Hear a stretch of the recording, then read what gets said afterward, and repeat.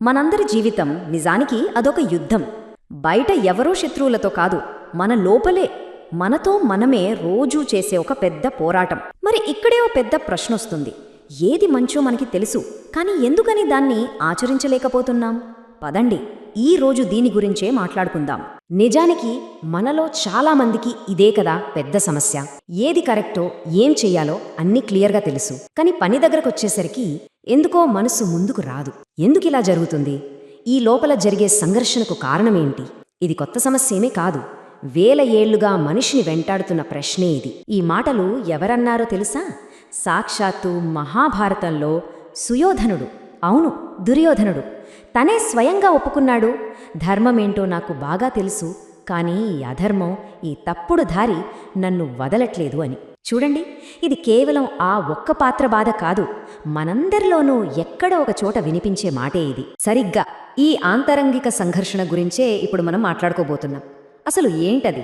సరైన దారి తెలిసి కూడా మనల్ని పక్కదారి పట్టించే ఆ లోపలి శక్తి ఏంటి? దాన్ని అర్థం చేసుకునే ప్రయత్నం చేద్దాం. చూడండి, సుయోధనుడికి మనకి తేడా ఏంటంటే, తను ఆ రోజు ధైర్యంగా తన మనసులో మాట బయటపెట్టాడు. మనం చాలాసార్లు చెప్పం, లోపలే దాచుకుంటాం, అంతే. మంచికి చెడుకి మధ్య, మన కర్తవ్యానికి మన కోరికలకి మధ్య ఈ యుద్ధం మనందరిలోనూ ప్రతిరోజు జరుగుతూనే ఉంటుంది. మరి ఈ సంఘర్షణ నుంచి బయటపడే దారే లేదా? ఇంకింతేనా? లేదు, ఖచ్చితంగా ఉంది. మన భారతీయ తత్వశాస్త్రం దీనికి ఒకే ఒక్క స్పష్టమైన దారి చూపిస్తోంది. అదే కర్తవ్య మార్గం. కర్తవ్యం అంటే ఏదో ఊరికే పని చేసుకోవడం కాదు, మన బాధ్యత ఏంటో తెలుసుకుని దాన్ని ధైర్యంగా ఎదుర్కోవడం, దాన్నుంచి పారిపోకుండా ఉండటం అన్నమాట. జీవితం మన ముందు పెట్టే సవాళ్లను స్వీకరిస్తే అది కర్తవ్యం. అదే వాటిని చూసి భయపడి పారిపోతే దాన్ని పలాయనవాదం అంటారు. మన శాస్త్రాలు ఎప్పుడూ బాధ్యత తీసుకోమనే చెప్పాయి, వదిలేసి పారిపోమని ఎక్కడా చెప్పలేదు. అందుకే కఠోపనిషత్తు ఏమని హెచ్చరిస్తోందంటే, మేల్కొండి, జాగరూకులు కండి అని. ఎందుకంటే మనకి దొరికిన ఈ జీవితం, ఈ సమయం చాలా చాలా విలువైనవి. మృత్యు ఎప్పుడొస్తుందో ఎవరికీ తెలుసు. ఆ స్పృహతో ప్రతి క్షణాన్ని వృధా చేయకుండా మన పని మనం చేసుకుంటూ పోవాలి. అంటే ఇప్పుడు మన ముందు రెండు దారులున్నాయన్నమాట, చాలా క్లియర్గా. ఒకటి, మనం తెలుసుకున్న మంచిని ఆచరణలో పెట్టడం.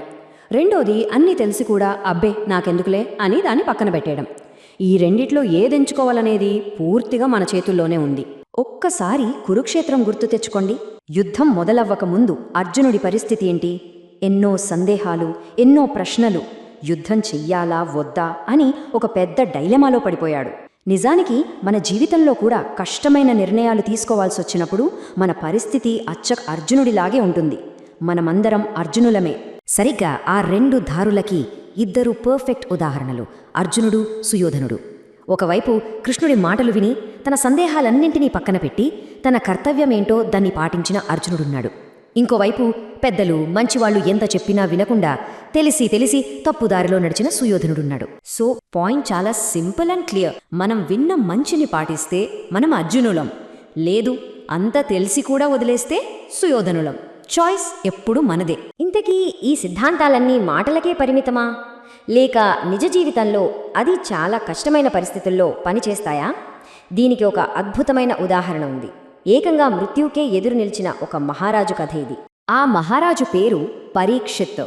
ఒక శాపం వల్ల తన చావు ఎప్పుడు ఎలా వస్తుందో ఆయనకు ముందే తెలిసిపోయింది. ఆలోచించండి, అంత భయంకరమైన నిజం తెలిసాక ఆయన ఏం చేసుంటాడు? కేవలం 7 రోజులు, జస్ట్ 7 days. 7 రోజుల్లో తన కథ ముగుస్తుందని తెలిస్తే ఏ చక్రవర్తి అయినా ఏం చేస్తాడు? బహుశా కుప్పకూలిపోతాడు. కానీ పరీక్షిత్తు మహారాజు అలా చెయ్యలేదు. ఏడుస్తూ కూర్చోలేదు. ఆ 7 రోజుల్నే ఒక గొప్ప అవకాశంగా మార్చుకోవాలనుకున్నాడు. సహజంగానే మొదట ఆయనకు కూడా భయం వేసింది, కానీ వెంటనే తేరుకున్నాడు. మిగిలిన ఈ కొద్ది టైంని భయంతో వేస్ట్ చేయడం ఎందుకు? జ్ఞానంతో దాన్ని గెలవాలి అనుకున్నాడు. వెంటనే శుకమహర్షి దగ్గరికి వెళ్ళి, స్వామి, ఈ 7 రోజుల్లో నాకు మోక్షం లభించే మార్గం చెప్పండి అని అడిగాడు. అక్కడే భాగవత శ్రవణం మొదలైంది. ఇక చూడండి, రోజులు గడుస్తున్న కొద్దీ అయ్యో నేను చనిపోతున్నాను అనే భయం పోయి, ఈ శరీరం మాత్రమే పోతుంది, నేను కాదు అనే జ్ఞానం మొదలైంది. చివరికి మృత్యు అంటే పాత బట్టలు విడిచి కొత్తవి వేసుకోవడం లాంటిదే అని ఒక ప్రశాంతమైన స్థితికి చేరుకున్నాడు. చూసారా, పరీక్షిత్తు కథ మనకు ఒక్కటి విషయం చాలా స్పష్టంగా చెబుతోంది. మన చేతిలో ఉన్న సమయాన్ని మనం ఎలా వాడుకుంటాం అన్న దానిమీదే అన్నీ ఆధారపడి ఉంటాయి. ఒక్క క్షణం మన గురించి మనం ఆలోచిద్దాం. చేతులు కేవలం 7 రోజులు పెట్టుకుని పరీక్షిత్తు మహారాజు మోక్షాన్ని సాధించాడు. మరి ఆయన కంటే ఎన్నో రెట్లు ఎక్కువ సమయమున్న మనమేం చేస్తున్నాం? మన టైంని దేనికి వాడుతున్నాం? అందుకే జీవితమనే ఈ యుద్ధంలో ప్రతి క్షణం మన ముందొక చాయిస్ ఉంటుంది. అర్జునుడిలా మన కర్తవ్యం ఎంచుకుని నిలబడతామా, లేక సుయోధనుడిలా తెలిసి తప్పు చేస్తూ జారిపోతామా? ఆ నిర్ణయం ఎప్పటికీ మనదే.